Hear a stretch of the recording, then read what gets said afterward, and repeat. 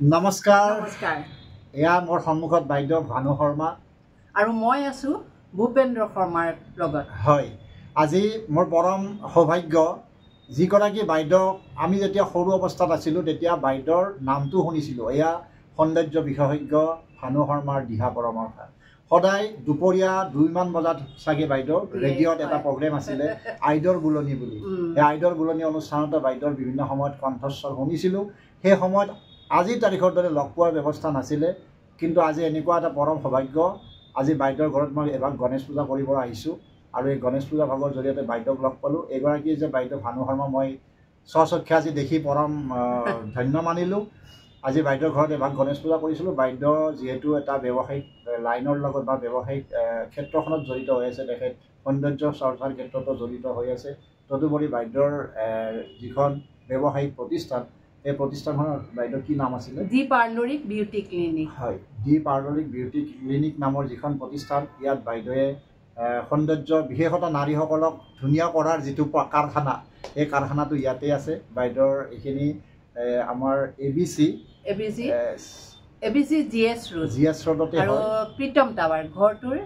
নাম বিল্ডিংটোৰ নাম প্ৰীতম টাৱাৰ 3rd ফ্লোৰ নিয়াৰ ডোনা প্লেনেট এইকাৰণে কৈছোঁ কাৰণ সন্মুখত দেৱী দুৰ্গা মাৰ পূজা আহি আছে আৰু দুৰ্গা মা পূজাৰ দেৱী দুৰ্গা পূজাৰ আগে আগে যিসকল নাৰীয়ে যিসকল যুৱতীয়ে ধুনীয়া হ'ম বুলি ভাবিছে নিশ্চিতভাৱে বাইদেউৰ ইয়াত আহিব পাৰে কাৰণ মই কোনো বাইদেউৰ পৰা এনেকুৱা কথা নহয় যে বাইদেউক এইকাৰণে কৈছোঁ যে এইগৰাকী অতি সুদক্ষ বিশেষজ্ঞ সৌন্দৰ্য চৰ্চাৰ এগৰাকী বিখ্যাত ব্যক্তি যিগৰাকী ব্যক্তিয়ে আপোনালোকক হয়তো আপোনালোকে দিয়া পৰামৰ্শ যিসকলে সৌন্দৰ্য চৰ্চাৰ লগত জড়িত বা নিজকে ধুনীয়া কৰিম বুলি ভাবে তেওঁলোকে নিশ্চিতভাৱে জানে যে ভানু শৰ্মাৰ দিয়া পৰামৰ্শই আপোনালোকক কিমান উপকৃত কৰিছে যদি উপকৃত কৰে বুলি ভাবে নিশ্চিতভাৱে বাইদেউ দিয়া ঠিকনাত এবাৰ আহিব পাৰে আজি বাইদেউৰ ঘৰত মই তেখেতৰ ব্যৱসায়িক প্ৰতিষ্ঠানৰ উত্তৰ কামনা কৰি এভাগ গণেশ পূজা কৰিবলৈ আহিছিলোঁ আৰু এই চেগতে বাইদেউক লগ পাই ধন্য মানিলোঁ পৰৱৰ্তী সময়ত বাইদেউক আৰু এনেকৈ সঘন যোগাযোগত থাকিম গতিকে আপোনালোকক নিশ্চিতভাৱে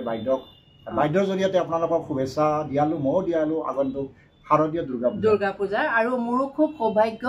আজি ভূপেন শৰ্মাৰ নিচিনা ব্যক্তিক মই পূজা কৰিবলৈ পাইছোঁ তেখেতৰ লগত তেখেতৰ আশীষ ল'বলৈ পাইছোঁ আৰু তেখেতৰ ইমানেই পাৱাৰফুল ইমানেই পজিটিভ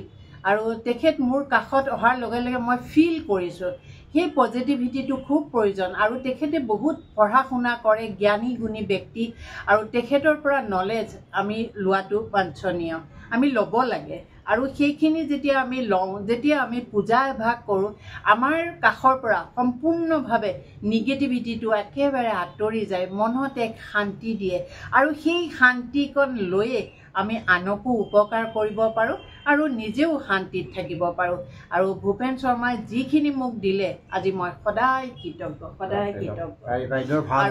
আৰু এই চেগতে আপোনালোকৰো ভাল হওক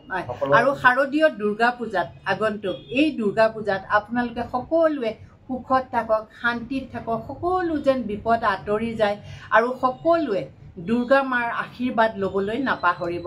আৰু যদি পূজাস্থলীত পায় তেতিয়াহ'লে ভূপেন শৰ্মাৰ পৰা আশীৰ্বাদ ল'বলৈতো একেবাৰেই নাপাহৰিব ধন্যবাদ